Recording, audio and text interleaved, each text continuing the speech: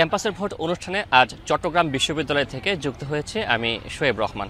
দীর্ঘ প্রায় ৩ যুগ পর চট্টগ্রাম বিশ্ববিদ্যালয় কেন্দ্রীয় ছাত্র সংসদ এবং হল সংসদ নির্বাচন অনুষ্ঠিত হতে যাচ্ছে আগামী 15ই অক্টোবর। সেই নির্বাচন নিয়ে আলোচনা করতে আজ আমাদের সাথে যুক্ত হয়েছেন নির্বাচনে অংশগ্রহণকারী দুজন প্রার্থী। আমার ডান পাশে রয়েছেন শিবির সমর্থিত প্যানেল সম্প্রীতির জোট শিক্ষার্থী জোট থেকে যোগাযোগ ও আবাসন সম্পাদক পদপ্রার্থী ইসাক ভুইয়া, এবং আমার বাঁ পাশে রয়েছেন বৈচিত্র্যের ঐক্য প্যানেল থেকে জিএস প্রার্থী সুদর্শন চাকমা, যে প্যানেলটি মূলত বামধারার যেই ছাত্র সংগঠন এবং অন্যান্য যেই আরও 10টি সংগঠনের সমন্বয়ে গঠিত একটি প্যানেল। আলোচনার শুরুতে আমরা আমার বাঁ পাশে যিনি রয়েছেন বৈচিত্র্য ঐক্য প্যানেলের জিএস প্রার্থী, তার কাছে যেতে চাই। সুদর্শন, আপনি তো আপনাদের যে বৈচিত্র্য ঐক্য প্যানেল নামের মাঝেই বোঝা যাচ্ছে বৈচিত্র্য শব্দটির মাধ্যমে।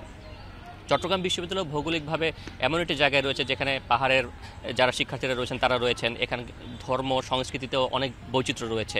কতটা বৈচিত্র্য আসলে আনতে পেরেছেন এবং এই বৈচিত্র্য নিয়ে শিক্ষার্থীদের কাছে গিয়ে কতটা সাড়া পেয়েছেন প্রচারণার সময়টায়? শিক্ষার্থীদের কাছে গিয়ে আমরা খুব প্রত্যাশার বাইরে ইতিবাচক সাড়া পাচ্ছি। আমাদের প্যানেলটা এখানে বিভিন্ন ধর্ম বর্ণ জাতিগোষ্ঠী মিলিয়ে আমাদের এই প্যানেলটা করা। আপনি যদি দেখেন তাহলে দেখতে পাবেন আমাদের প্যানেলে বৌদ্ধ, তারপর আপনার হিন্দু, খ্রিস্টান এবং মুসলিম ধর্মের শিক্ষার্থীরা এখানে রয়েছে। আবার একই সাথে উল্লেখযোগ্য নারী শিক্ষার্থীদের এখানে আপনার প্রতিনিধিত্ব রয়েছে। তো এই জায়গা থেকে আমাদের এই প্যানেলটা খুবই অন্তর্ভুক্তিমূলক এবং ইনক্লুসিভ। আমার ডান পাশে যিনি রয়েছেন ইসাক ভাই, আপনার কাছে একটু যেতে চাই। আপনি তো যোগাযোগ ও আবাসন সম্পাদক পদে লড়ছেন, প্রতিদ্বন্দ্বিতা করছেন। তো চট্টগ্রাম বিশ্ববিদ্যালয়ের মূল সমস্যাও ধরা হয় এই দুটিকে। এই পদটা আসলে কতটা চ্যালেঞ্জিং এবং নির্বাচিত হলে সেই চ্যালেঞ্জগুলো উতরে যাওয়ার জন্য কতটা আসলে আপনি প্রস্তুত? জি, ধন্যবাদ আপনাকে। এই পদটা আসলেই চ্যালেঞ্জিং। আমাদের ক্যাম্পাসের সবচেয়ে বড় যে দুইটা প্রবলেম, একটা হচ্ছে আবাসন সংকট আর একটা হচ্ছে যাতায়াতের সমস্যা। আপনারা জেনে থাকবেন যে আমাদের ক্যাম্পাসে মাত্র 21% শিক্ষার্থী আবাসিক রয়েছে, এর বাইরে 79% স্টুডেন্ট হচ্ছে অনাবাসিক। তো আমি এটা নিয়ে কাজ করার জন্যই আমি এর আগেও ইতিপূর্বে যেহেতু এই সেক্টরগুলোতে কাজ করেছি, তারই প্রেক্ষিতে আমি এই পদে নির্বাচন করছি। তো আমি মনে করি যে আমি যথেষ্ট কনফিডেন্ট যে আমি এই সমস্যাগুলো সমাধান করতে পারবো। আমরা অলরেডি আমাদের যে ইশতেহার সেখানে আমরা এনেছি যে আমরা কি করব। আমরা বলেছি যে আমরা আবাসনের জন্য 10% মিনিমাম, এক বছরের মধ্যে আমরা মিনিমাম 10% শিক্ষার্থীর, অনাবাসিক শিক্ষার্থীর আবাসনের ব্যবস্থা করার জন্য আমরা যা যা করা দরকার আমরা সেগুলো করব। এর বাইরে যাতায়াত সমস্যা আমাদের ক্যাম্পাসে অভ্যন্তরীণ, এরপরে শহর টু ক্যাম্পাস, যেহেতু আমাদের ক্যাম্পাসটা শহর থেকে অনেক বেশি দূরে, প্রায় 20 থেকে 25 কিলোমিটার দূরত্ব। তো এই জন্য আমাদের একমাত্র যানবাহন হচ্ছে শাটল। তো শাটলেও অনেকগুলো সমস্যায় জর্জরিত। শিক্ষার্থীরা রেগুলারলি চাপাচাপি করে গরমের মধ্যে যাতায়াত করতে হয়। তো সেগুলো নিয়ে আমি কাজ করব। আমি মনে করি চ্যালেঞ্জিং হলেও আমি এই যে ইশতেহারগুলো দিয়েছি, আমি এবং আমার প্যানেল সেই ইশতেহারগুলো বাস্তবায়নে আমরা বদ্ধপরিকর, এবং আমরা যে ইশতেহার দিয়েছি সেটা শতভাগ বাস্তবায়ন করেছি কিনা সে জবাবদিহিতা আমরা নিশ্চিত করবো ইনশাআল্লাহ। ধন্যবাদ আপনাকে। আপনার কাছে আমরা আবার আসবো। সুদর্শন, আপনার কাছে একটু জানতে চাই যে আমরা দেখেছি যেই সংগঠনগুলো প্যানেলগুলো যারা ইশতেহার ঘোষণা করেছে, মোটামুটি সমস্যা সবাই একই রকম আইডেন্টিফাই করেছেন এবং সেগুলো সমাধানের আশ্বাস দিয়েছেন। প্রশাসন যেভাবে চলছে, এই প্রশাসনের অধীনে আসলে সেই সকল সমস্যার সমাধান করা কতটা সম্ভব বা বাস্তবসম্মত বলে মনে করেন? প্রশাসনের যদি জবাবদিহিতা আমরা নিশ্চিত করতে পারি, তাহলে শিক্ষার্থীদের যে সমস্যা সেগুলো আমরা নিশ্চিত করতে পারবো। ক্যাম্পাসে অনেকগুলো তো সমস্যা রয়েছে। মূল যে সমস্যার জায়গাটা বলি, তাহলে এখানে যদি ক্যাম্পাসে এক ধরনের অনিরাপত্তাহীনতা জায়গা তৈরি হয়েছে। অতীতে আমরা দেখেছি এখানে নারীদের প্রকাশ্যে হেনস্থা করা হয়েছে। মোরাল পুলিশিং নামে নারী শিক্ষার্থীদের এখানে মানসিকভাবে তাদের এক ধরনের মানসিকভাবে একটু তাদের হেনস্থা করা হচ্ছে এখানে। আবার এখানে দেখেন যে ক্যাম্পাসে অতীতে অনেকগুলো হামলা হয়েছে, গুপ্ত হামলা। প্রশাসন একটাও হামলার সুস্থ বিচার করেনি। আবার আমরা যদি দেখি ক্যাম্পাসের যে এই যে অভ্যন্তরীণ যে সমস্যাগুলো, এই সমস্যাগুলোর মধ্যে সবচেয়ে বড় সমস্যা আপনার আবাসনের সমস্যা। একটু আগে ইশাক ভাই সেটা তুলে আনলেন।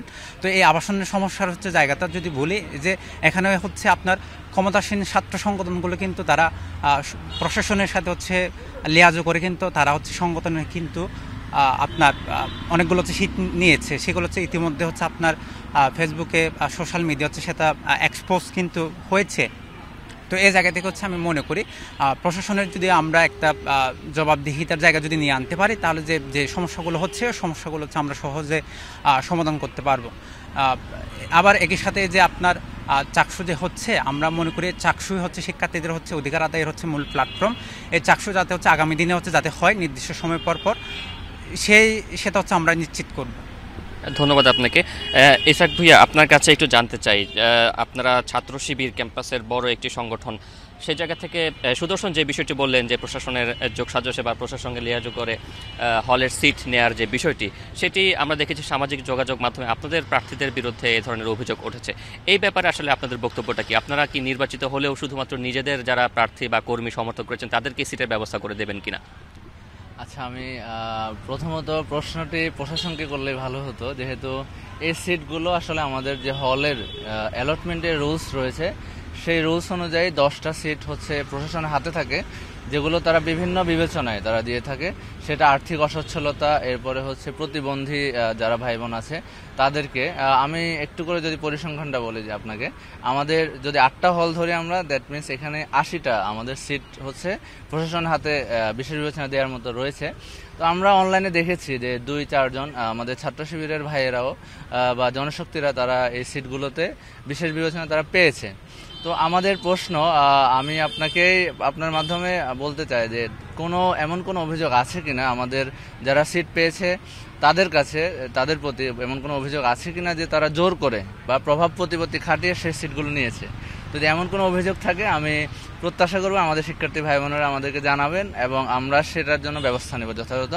এবং আমরা আমাদের ইশতেহারে অলরেডি বলেছি যে, আমাদের 1 নম্বর ইশতেহারে আমরা বলেছি যে হলে অ্যালটমেন্টের এখন যে প্রবলেমটা হচ্ছে, আমাদের অনেক শিক্ষার্থী দেখা যায় হলে সিট আছে কিন্তু তারা শহরে থাকে বা অন্যান্য জায়গায় থাকে, সিটটা খালি পড়ে থাকে।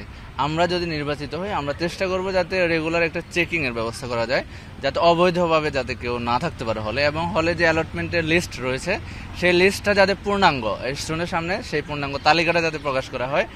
এর বাইরে যদি আমি বলি যে 10টি সিটের কথা বলা হয়েছে, এখানে আসলে প্রশাসন চাইলেই পক্ষপাতিত্ব করতে পারে। আমি যদি একটা এক্সাম্পল দিই আপনাকে, সাপোজ একজন প্রভোস্ট, তার এলাকার যদি একজন শিক্ষার্থী থাকে, আমি ধরে নিচ্ছি যে আর্থিকভাবে অসচ্ছল, এবং আরেকজন শিক্ষার্থী হচ্ছে অন্য এলাকার, সেও আর্থিকভাবে অসচ্ছল। এখন প্রভোস্ট কাকে এগিয়ে রাখবেন এখানে? অবশ্যই যে তার সাথে তার কাছের মানুষ বা হচ্ছে এলাকার, তাকে সে চাইলেই উনি তাকে সিট দিতে পারেন। দ্যাট মিনস এখানে কোনো না কোনোভাবে একটু পক্ষপাতিত্ব করার সুযোগ রয়ে যায়।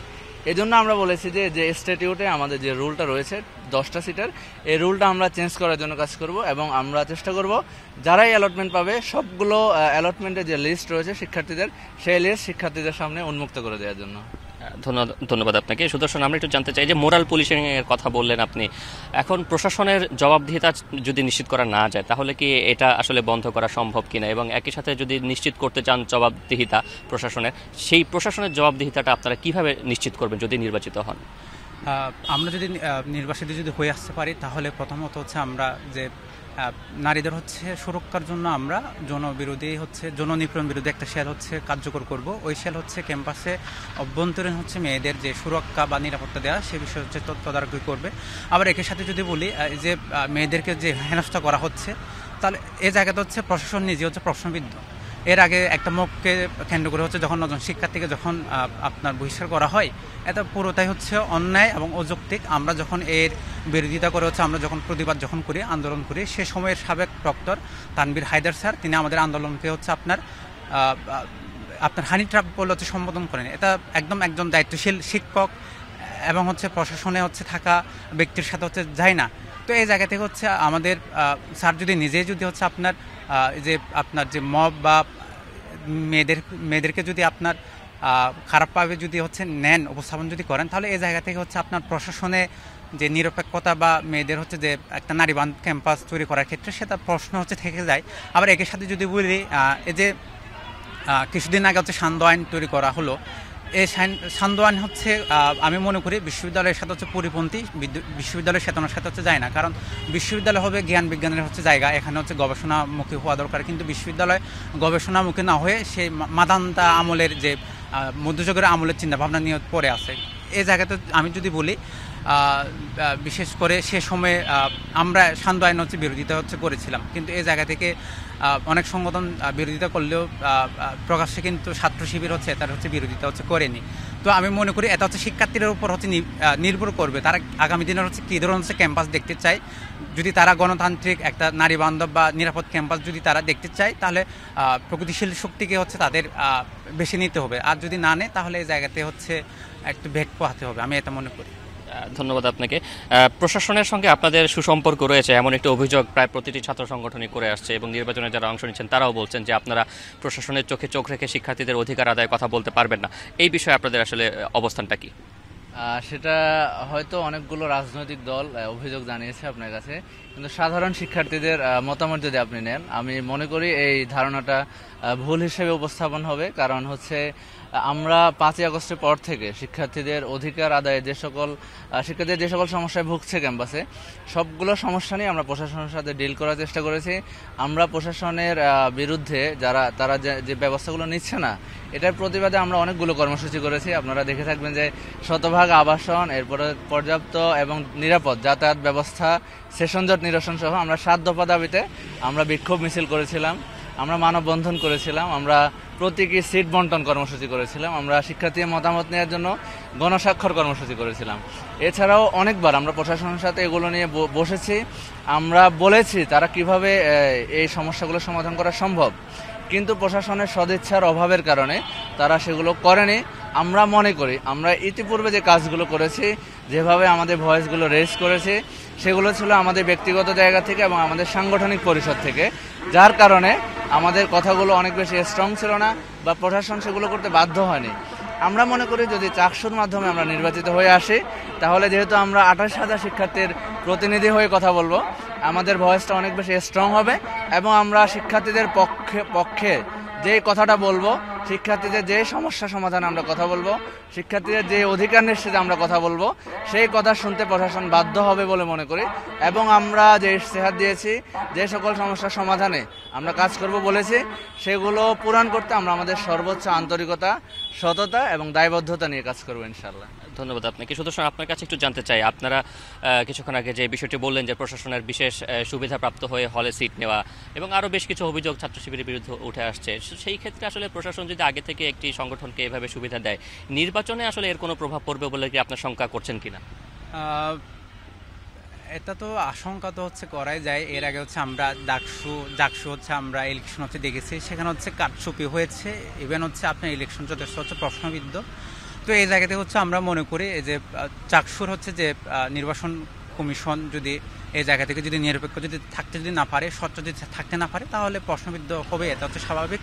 আবার আমরা নির্বাচন যাতে স্বচ্ছ হয়, যাতে নিরপেক্ষ হয়, এই জন্য হচ্ছে আমরা এর আগে প্রশাসনের সাথে হচ্ছে আমরা স্মারকলিপি দিয়েছি, আমরা কয়েকটা হচ্ছে আমরা প্রস্তাবনা হচ্ছে রেখেছিলাম, দাবিও রেখেছি যাতে এই যে ব্যালট বক্স, যাতে স্বচ্ছ ব্যালট বক্স দেওয়া হয়। আবার একই সাথে যে ভোটাররা হচ্ছে যে ভোট দিতে আসবে, এটা যাতে হচ্ছে রিসিপ্ট কপি হচ্ছে যাতে থাকে, আমরা এই প্রস্তাবনা হচ্ছে আমরা দিয়েছিলাম, যাতে হচ্ছে পরবর্তীতে যারা ভোট দিচ্ছে সেই ভোটগুলো হচ্ছে আমরা যাতে হচ্ছে আমরা নিশ্চিত করতে পারি কারা দিচ্ছে কারা না দিচ্ছে। তো আবার আমরা একই সাথে হচ্ছে আমরা ব্রেল পদ্ধতি, সেটা হচ্ছে আমরা দাবি জানিয়েছিলাম, যারা প্রতিবন্ধী শিক্ষার্থী তারা যাতে হচ্ছে নিজ হাতে যাতে হচ্ছে তাদের ভোটটা হচ্ছে তাদের এনশিওর করতে পারে, কিন্তু প্রশাসন তারা এই জায়গাতে হচ্ছে তারা খারিজ করে দিল। দীর্ঘ 35 বছর পর চাকসু হচ্ছে, তো এই জায়গা থেকে যে শিক্ষার্থীদের হচ্ছে যে মৌলিক যে দাবি দেওয়া বা মৌলিক যে হচ্ছে আকাঙ্ক্ষা, সেটা যদি নির্বাচন কমিশন যদি ধারণ করতে না পারে, তাহলে নির্বাচন কমিশন হচ্ছে মানে প্রশ্নবিদ্ধ হতে পারে। ধন্যবাদ ইসাক। একেবারে 10 সেকেন্ডে জানতে চাই, নির্বাচনের ফলাফল মেনে নেওয়ার মন মানসিকতা ইসলামী ছাত্র শিবিরের আছে কিনা? অবশ্যই, আপনারা অন্যান্য ক্যাম্পাসেও দেখেছেন, আমরা এটার জন্য পুরোপুরি প্রস্তুত। নির্বাচনে হার জিত সবই আছে, আমরা জিতলেও শিক্ষার্থীদের জন্য আমরা যে ইশতেহার দিয়েছি সেগুলো শতভাগ বাস্তবায়নে আমরা কাজ করব। যদি হারি, তাহলে যারা নির্বাচিত হবে তাদেরকে সহযোগিতা করার জন্য আমরা প্রস্তুত আছি। অসংখ্য ধন্যবাদ সুদর্শন চাকমা এবং ইসাক ভুইয়া আমাদের সাথে যুক্ত হওয়ার জন্য। দর্শক, দীর্ঘ প্রায় 3 যুগ পর চট্টগ্রাম বিশ্ববিদ্যালয়ে যে ভোটের হাওয়া বইতে শুরু করেছে, সেই আমেজে প্রার্থী থেকে শুরু করে শিক্ষার্থী প্রত্যেকেই সম্পৃক্ত হয়েছেন এবং প্রত্যেকের প্রত্যাশা যে এই ছাত্র সংসদ হয়ে উঠবে আগামীতে শিক্ষার্থীদের কণ্ঠস্বর, এবং সেই জায়গা থেকে নির্বাচন ঘিরে যে আগ্রহ তৈরি হয়েছে, একটি সুষ্ঠু এবং সুন্দর নির্বাচন নির্বাচনী প্রত্যাশা করছেন শিক্ষার্থী, প্রার্থী এবং সেই সাথে বিশ্ববিদ্যালয়ের শিক্ষক, কর্মকর্তা, কর্মচারী সহ প্রত্যেকেই।